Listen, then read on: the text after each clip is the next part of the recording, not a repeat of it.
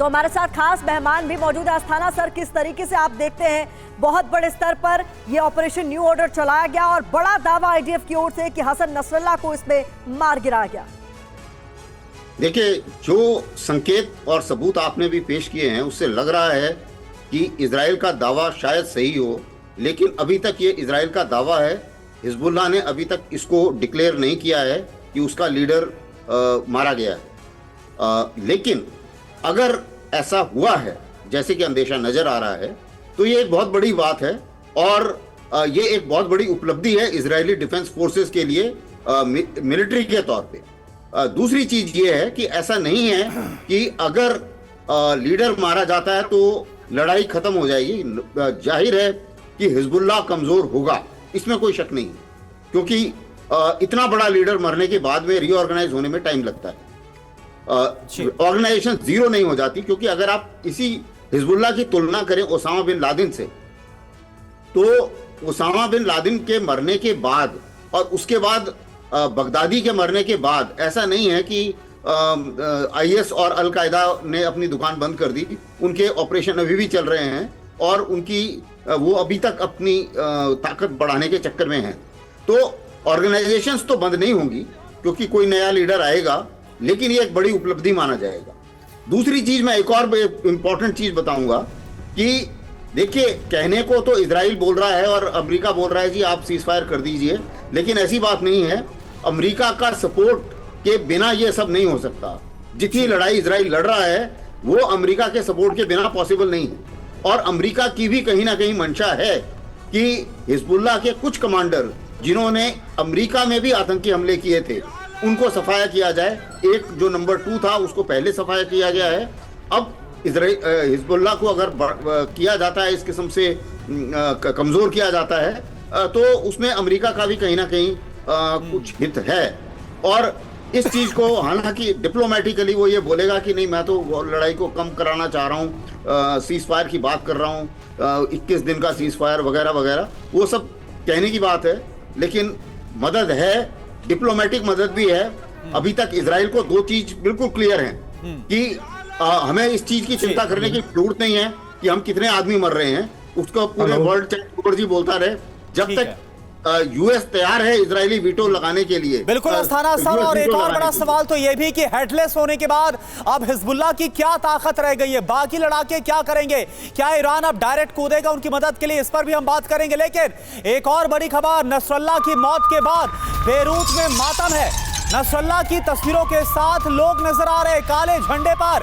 Nasrallah की तस्वीर आप जरा देखिए, यानी अब बेरूत से भी वो तस्वीरें सामने आ रही है। इन तस्वीरों का क्या मतलब है? क्या कंफर्मेशन बेरूत से मिल रही है इन तस्वीरों के जरिए नसरल्लाह के बारे जाने की? सुबेद, देखिए, बिल्कुल कहा यही जा रहा है कि ऐसी तस्वीरें लगातार बेरूत में कई जगहों पर देखी गई और ये इंडिकेट कर रहा है कि शायद, क्योंकि कहा जाता है कि जब भी कोई बड़ा लीडर मरता है तो मातम के तौर पर इस तरीके काले झंडे पर उनकी तस्वीरें लगाकर लोग अपने घरों से निकलते हैं। लेकिन अभी खास बात यह भी मैं आपको बताऊं कि ये तस्वीरों के बाद भी हिजबुल्लाह की तरफ से अब तक इसमें कोई स्टेटमेंट नहीं आया और हिजबुल्लाह ने करीबन 5 नए स्टेटमेंट जारी किए जिसमें उन्होंने अटैक के बारे में, लगातार अलग अलग इलाकों के अंदर कैसे वो इजराइल को टारगेट कर रहे हैं इसके बारे में जानकारी दी, लेकिन नसरल्लाह के बारे में अब तक जानकारी नहीं दी गई। तो इसका मतलब भी साफ है कि अब हिजबुल्लाह ये एक्सेप्ट भले ही ना करे, लेकिन ये मान चुका है कि जो इजराइल ने कहा है वो दावे सच्चे हैं, वो सही है कि उन्होंने नसरल्लाह को मार गिराया। और ये अब ये बात IRGC की तरफ से भी अब देखिए कि कबूल की गई। उनकी एक स्टेटमेंट में उन्होंने कहा कि हमको उनके लोकेशन के बारे में नहीं पता,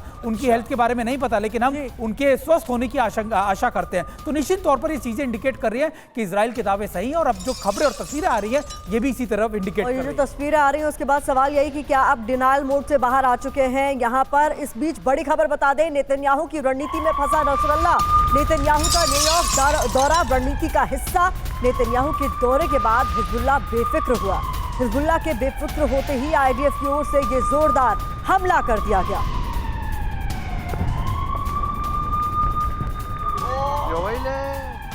तो इजराइल ने जो बारूदी चक्रव्यूह रचा हिजबुल्लाह के खिलाफ, कैसे उसमें हिजबुल्लाह फंस गया, यह आपको बताते हैं कि नसरल्लाह को मारने से पहले इजराइल ने कैसे हिजबुल्लाह के खिलाफ चक्रव्यूह को तैयार किया। बारूदी चक्रव्यूह में फंसा हिजबुल्लाह और मारा गया नसरल्लाह। पहला चक्रव्यूह आप देखिए, नेतन्याहू का अमेरिका दौरा अचानक से प्लान किया गया। दूसरा चक्रव्यूह क्या है? हिजबुल्लाह को विश्वास दिलाया गया कि अब हमले कम होंगे। तीसरा चक्रव्यूह क्या है? नसरल्ला समेत टॉप कमांडर्स को मुख्यालय में जाने दिया गया। चौथा चक्रव्यूह जो हिजबुल्लाह का मुख्यालय, वहां पर मीटिंग शुरू होते ही बंकर बस्टर बम से हमला किया गया। प्रिसाइज इंफॉर्मेशन जो मिली थी इंटेलिजेंस की, उसके आधार पर इस हमले को अंजाम दिया गया। तो नसरल्ला को लेकर बड़ी खबर तो आ रही है, लेकिन जिस तरीके से वार किया गया है इजराइल की तरफ से, सवाल यह है कि कितने बड़े स्तर पर पलटवार अब उस पर होगा। क्या उसके लिए इजराइल तैयार है? क्योंकि सोची समझी रणनीति के तहत माना जा रहा है अचल सर कि ये हमला किया गया आईडीएफ की ओर से। देखिए, ये जैसे जनरल अस्सार साहब ने भी कहा, अगर ये सच है कि वो मारा गया तो डेफिनेटली इजराइल के पॉइंट ऑफ व्यू से एक बहुत ही उपलब्धि है। लेकिन यहाँ ज़रा इश्यूज जो हैं वो लार्जर हैं। आपने चक्रव्यूह की भी बात करी, जिससे लगता है कि यूनाइटेड स्टेट्स ऑफ अमेरिका इसमें सब मिले हुए थे और उन्होंने एक ऐसा माहौल तैयार किया कि हिजबुल्लाह थोड़ा बैक फ्रंट पे चला गया और इसका फ़ायदा उठा के उन्होंने उसे एलिमिनेट किया।